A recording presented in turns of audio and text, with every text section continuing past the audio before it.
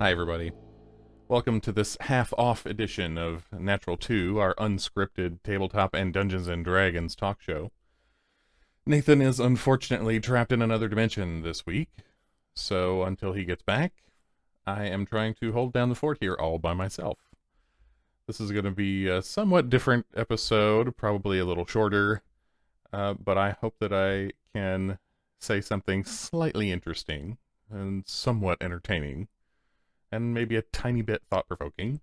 What I thought I would talk about this week while we are waiting for the return of Nathan is a subject that I have a lot of fun with, which is character conceptualization. Now, I'm not going to talk about the mechanics of character creation.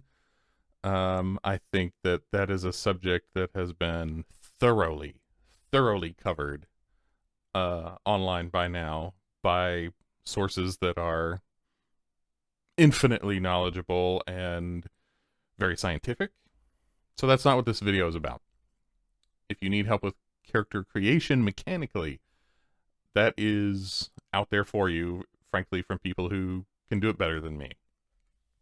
What I want to talk about is conceptualizing a character, coming up with a character idea or personality that you would have fun bringing to life. I think that's something that is a little tougher to wrap your head around sometimes and has been explained in far less detail. And don't take this video as being comprehensive by any means. It's more just a place to start. So half the time when I'm creating a new character, I'll base it off of a class that I'm excited about playing next. But the other half of the time, I just start with a personality, a vague lump of clay that can just start to form in my mind to take the shape of something that I'm inspired by or interested in. This can be based off of a character that you already are a fan of or enjoy. You can take a character from a TV show and adapt it for your next game. In fact, great artists steal. I think that's a portion of a saying, and that goes for DMs as well. And there's no reason that it can't also be true for players. If there is a really cool character concept that you enjoy watching, you'll probably enjoy playing it. Now be careful. I'm not talking about copying and pasting. We don't want to bring a character to the table that is a parody or an impression of someone else.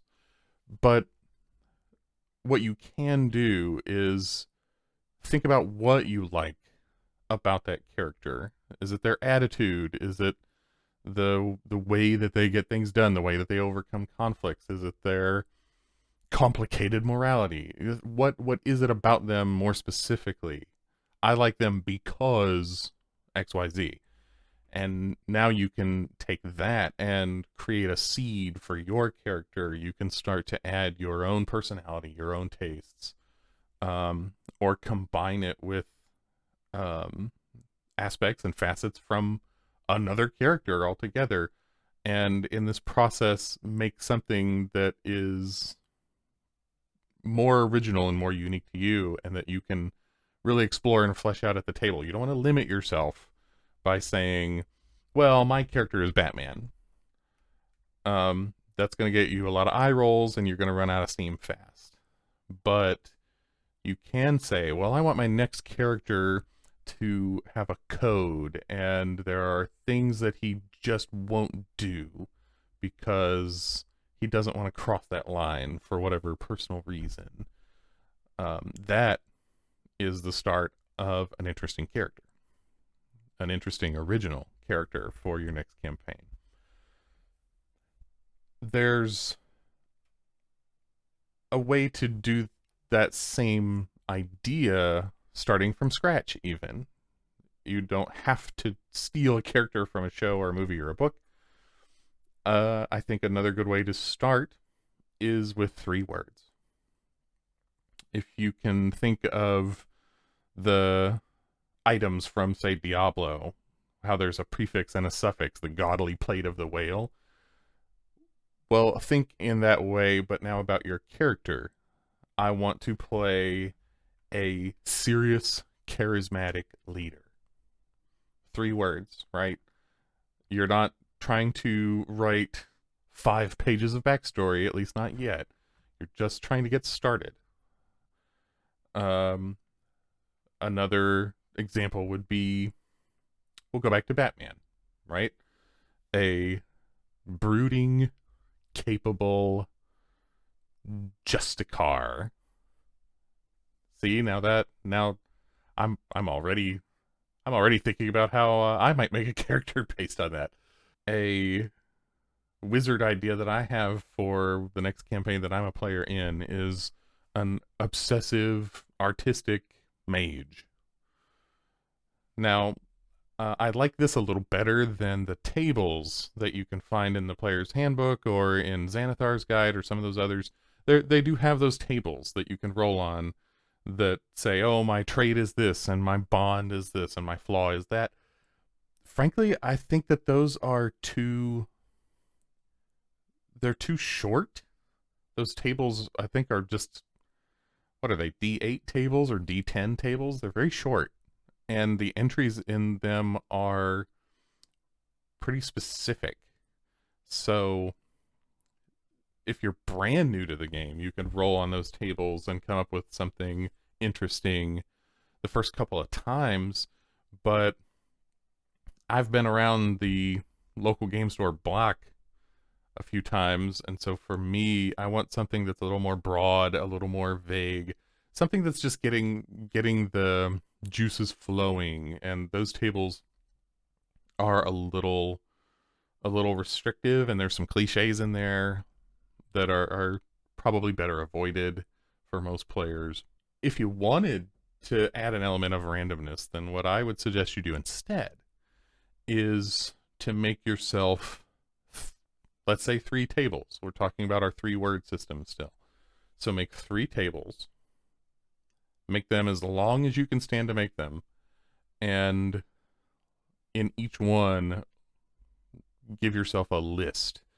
Um, the the first list could be 20 personality traits, and the second list could be 20 flaws, and the last list is just a list of classes, or maybe not even classes. You can take a step back and just a list of how they solve problems, right? So you'll notice my wizard example, I didn't say wizard for the third term. I said mage. Now in D&D 5e, a mage could be any one of what, 5, 6 classes more, to say nothing of subclasses. We haven't even begun to talk about subclasses. In fact, we're not even really talking about classes at all yet. I think that's one of the messages that I want to get across to you. And I'm sorry this is stream of consciousness, but just roll with me, right? We're doing something a little different this week. It's fall, Halloween's right around the corner. It's start of spook season. That's why it's green in the background. It's creepy. Anyway, I'm getting off topic. Sorry. In following this sort of track, I want you to put off thinking of the class as long as you can. That is the very last step. I want you to just imagine a person that you think is cool, a person that you would have fun stepping into for 4 hours a week, 6 hours a week, whatever the case may be. A person that would be exciting to watch, see how they solve problems and get out of sticky situations. Once you've come up with this concept, this egg, this clay that's starting to take shape in your mind of this character that you would have fun playing as, then you can start thinking about, how do I make this work in a mechanical sense? And there are enough classes and subclasses at this point that I don't care what you come up with. There's a way to make it work There's a way to make it fit pretty well, pretty close. So there's a game that people play online where you'll see a thread on Reddit or something where someone would say, "What class would Gandalf be? What class would Iron Man be? Superman? What class would the brothers from Supernatural be?" And uh, it's pretty fun and pretty easy to figure out how somebody could fit into your campaign, how a character could fit into your campaign. Yeah, I think that might do it. I guess I'll just give you a parting example as we close up here. So my character in Asmiliath Adventures, which has concluded, and thank you for watching if you've been watching that, if you're familiar with it. Valoran, hard-headed but magnetic and arrogant paladin. When I was conceptualizing him, again, the paladin, that class, was sort of the last step. I knew that I wanted to play a character that was a noble. I wanted to play a character that was coming from a background of some kind of means, if only to avoid the trope of like being a criminal, either literally or practically, that's looking for work in a tavern.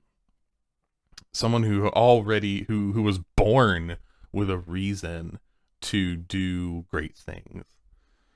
And I wanted him to be forceful and to be a man of action and frightening. Sort of a good guy Darth Vader. In fact, that's another great use of what I was describing about taking a character from something else and making it your own.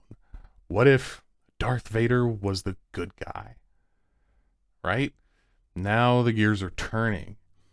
And it was at that step that I thought, all right, well, a big, beefy melee character, Paladin, makes a lot of sense. It slots right in.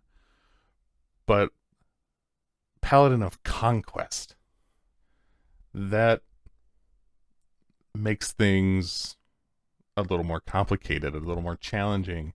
There again, good guy Darth Vader, a good Paladin of Conquest, because that's not how the book presents that subclass. I think the example it gives is a tiefling from the Nine Hells or something that's serving their devil master. So that was probably the part about playing him that was the most fun, is I found this concept that spoke to me and that was challenging throughout, of trying to walk that line of being a character that was imposing, that was arrogant, that was domineering, but at the end of the day was still a good guy. There was a lot of texture, a lot of meat there, and I didn't always get it right, but there was something to think about, something to do every moment of the game. I guess that's the thought that I'll leave you with, is that when you start this way, when you put this kind of energy into your character from the very beginning, and you avoid cookie cutters and cliches and tropes and copying and pasting from other sources, then you end up with a character that you can play every second. When you're speaking, when you're not speaking, when you're rolling dice, when you're not rolling dice, you are able to have your foot on the gas the entire time. There's no reason to ever be bored, as long as the game is, turning over nicely and there aren't any externalities or unfortunate issues, of course. But if the game's going well, then this is something that you can sink your teeth into all night, every session. So that's what I want to leave you with, is the idea of making a character that is textured, nuanced, and that is interesting to you from the first word. So I hope that gets you thinking. Please do post in the comments any suggestions that you might have for other topics, or how you work on new characters for campaigns, how many new characters you might have waiting on the back burner that you are just looking for time to play them all. And do like and subscribe. I know this video is a little different, but it was important to me to have something to share and to talk about. And a like and a subscribe will go a heck of a long way. Also to making Nathan hurry back, because we both like to see that whenever possible. So until next time, I hope you'll tune in next week, and I hope Nathan will too. Bye.